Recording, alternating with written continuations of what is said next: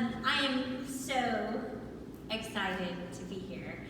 I'm a nurse who got lung cancer. My name is Gina Hollenbeck, and I'm also the wife. My husband surprised me this morning and came to support me here, so he's amazing. We can give him a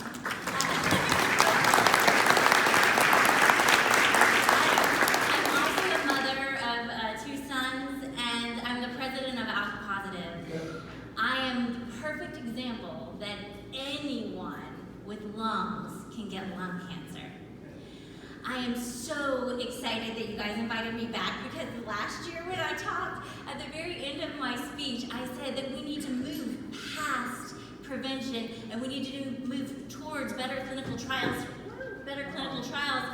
for patients, and we need to make sure that patients have better treatments and better outcomes. And so thank you so much for inviting me back after I said that, because I didn't want you to hear that smoking cessation was not important. Smoking cessation as a healthcare provider is vitally important. Smoking cessation does not need to be at the National Lung Cancer Roundtable. It needs to be at every roundtable.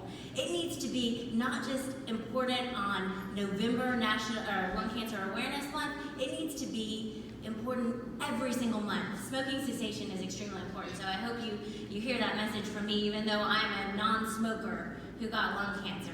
I want to tell you a little bit about my story.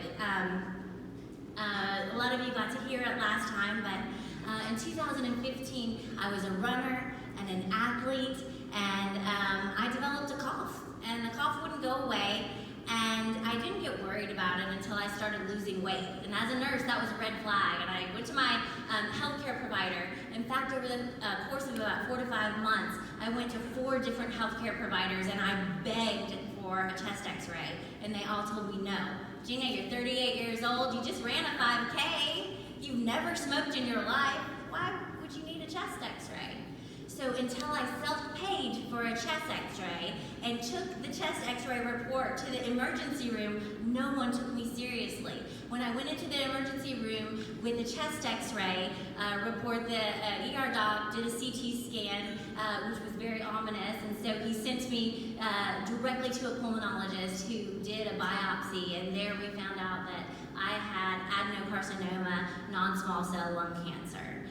He directly sent me to my amazing oncologist, Raymond Osara-Gigiaban. We call him Dr. O for short. And Dr. O was so smart, because he knew that that tissue the pulmonologist got needed to go for comprehensive biomarker testing. I understood, as he explained it to me, that there was a good chance that my insurance wasn't going to pay for this testing, but it might give you the opportunity to be eligible for this magic little pill that will melt away your cancer. And so, do you want to do this? So my husband and I said, yes, do that testing. Even if my insurance doesn't pay for it, do that testing, because I want that little magic pill. And so I was so excited that he did that. He was also wise enough to know that lung cancer likes to go to the brain. I was completely asymptomatic. Remember, my only symptom was a cough. And so he sent me for an MRI, and that MRI revealed that I had a large tumor in my brain. So automatically, I was stage 4 lung cancer. Stage 4, incurable, inoperable lung cancer. I was pretty scared. After that, I had brain surgery to remove the brain tumor. I had a cyber-knife to the tumor bed. Then I convinced a thoracic surgeon to remove my upper left lobe of inoperable lung cancer. And then I had targeted chemotherapy daily. Through all of that, I learned to skydive, if you can see in that picture. I learned to run marathons again. I learned to surf, and I learned to actually live with stage 4 lung cancer. I wasn't just alive, you guys, I was living. I was living because I was given the opportunity to have biomarker testing, and I was given the opportunity to have targeted therapy. I was able to live. And while I was living, I became part of support groups. And in those support groups, I found that people were not getting the same care. And as a nurse, nurse, that concerned me, that throughout our country, people are not getting the same care. People who are in rural areas are not getting the same care as major teaching hospitals, and that's not right. To me, it should be medical malpractice for someone not to be able to have the access to biomarker testing. Why would people not get tested? So anyway, that was concerning to me. So that's why I decided to become an advocate for lung cancer and share my story and be very open and vocal that anyone with lungs can get lung cancer. It does not matter how you got the disease. We have to learn how to treat the disease, and that's what's so, so important. For me, it was really important to advocate, and so as president of ALK Positive, we all worked together and we began fundraising for research for ALK Positive lung cancer. So that was very exciting. With the support of Longevity, we were able to fund 3 research grants, and that was very exciting. And this past August, because Bristol Myers Squibb Foundation believed in us, thank you so much, we were able to have our second ALK Summit, where 200 patients that were ALK positive and caregivers came together in Atlanta, and we were able to have key opinion leaders with ALK come and educate patients and empower patients to make sure that they knew about their disease. And that was so exciting. During that time, the American Cancer Society invited us to come in, and we brought about 100 people in to the American Cancer Society, and they said that was the largest group of lung cancer survivors they had ever had at the American Cancer Society. We've developed some relationships with Rich and Lauren and Bob and Kenley, and we're so thankful for those relationships because we got to learn from them and they also from us, and so we value those relationships so much. But for me, it's not just about ALK positive. There's so much more to this story.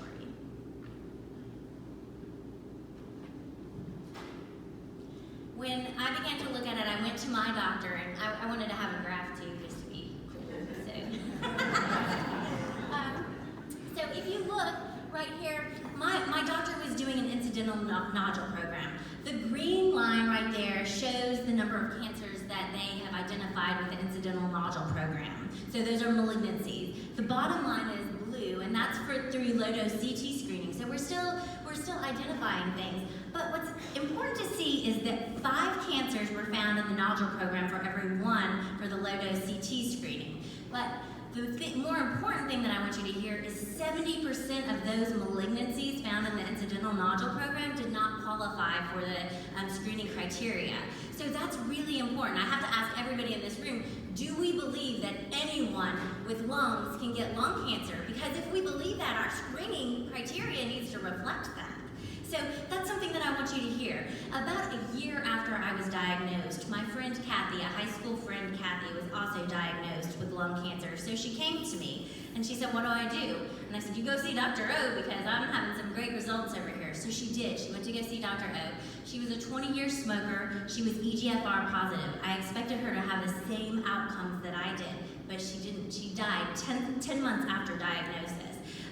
As I sat there washing her hair in the ICU and crying over her diagnosis, I realized that it does not matter if you smoke or if you don't smoke. We have to learn how to treat this disease. In honor of Kathy, her friends did a Relay for Life. And,